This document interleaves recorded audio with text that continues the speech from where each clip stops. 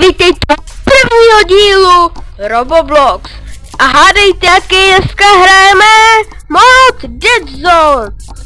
Dneska začneme tím, že si vybereme postavu. Takže vezmeme si toto. A už máme rovnou černý.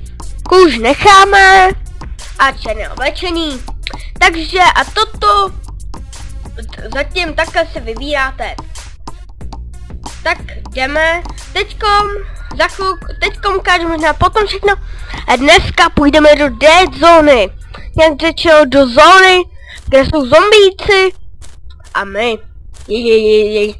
Tady je to skoro jako do Warz nebo Arma 2 Dice mod. Tady se prostě drtíte a hledáte zbraně. Ale pro ty, co mají třeba Windows XP nebo starší počítače, tak toto úplně stačí nahradit do Warz. Počkej, toto si dáme pryč, protože to nás bude otravovat. Jde to, stáhnout a je to stáhnuté. Takže už jde vidět, že to tady střílí. Tak kudy jsem chtěl, jo, k tomu vrtulníku, poběžíme.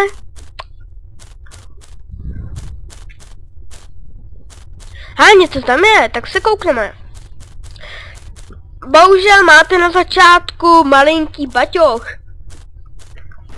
Já už to hraju díl, já už jsem našel ten největší, ale problém je, abych vám nechal trošičku zrušený, tak jsem to schválně dal do baňky. Ale i tak občas to vymázne. Takže nevýhody této hry. Nevýhoda, grafika. Musíte mít asi grafickou kartu jako na Minecraft. Pokud nebudete mít grafickou kartu jako na Minecraft, promiňte za tyto lagy, ale s Frapsem se mi to laguje. Protože mám 3 FPS nahoře, nebo 4, tak to se trochu laguje. Můžete si říct, ta grafika je hrozná. Souhlasím, grafika hrozná, ale zase ovladatelnost. A co tam všechno můžete dělat, tak to úplně zastíní tu grafiku. Kdyby to mělo grafiku Battlefieldu a účinky jako to je to do Warz, tak by vznikla ta nejlepší hra na světě. Tak se koukneme, jestli nám to tady někdo nevybral. Tak toto... Ale, to není mapa. Takže koukneme se. Tak koukneme... Počkej, koukneme se, co to je. Tak nevím ani do jakých zbraní je to tady uděláno. Počkej, a to ACP, jo, to jsem jednou měl, že pak někdo zabil. No tak proto, abych vám ukázal, co všechno znamená, takže toto je jídlo. No, proč to nejde vzít, to teď nevím. Jo, teďkom to takhle vezmeme do ruky. Máme to v ruce? Ne.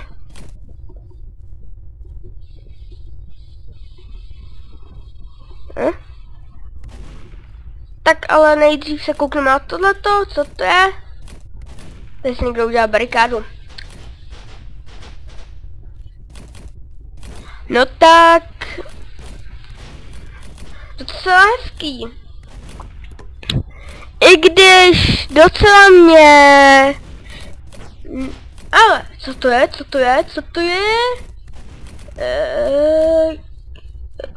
Nejde nějaká zbraň? Co to má znamenat?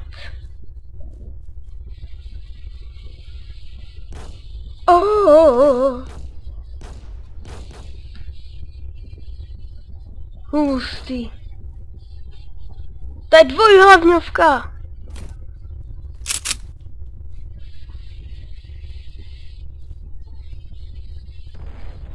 A vezmeme si další broky. Máme, jsou tam?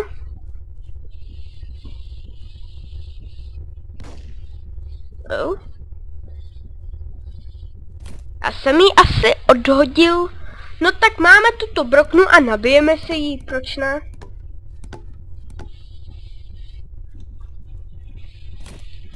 Jo, teď to asi půjde. Tak takhle se v této hře nabíjí. Tak a dneska už máme broknu, pokud nás nikdo nezabije, ale je to super, super. Takže, to byl ještě výbuch. Takže koukneme se. Myslím, že pro ukázku této hry dávejte lajky, ale jsou tam i dislajky. Takže jestli budu mít 50, ne, to nechci říkat, ale budu natáčet, pokud to bude lidi bavit.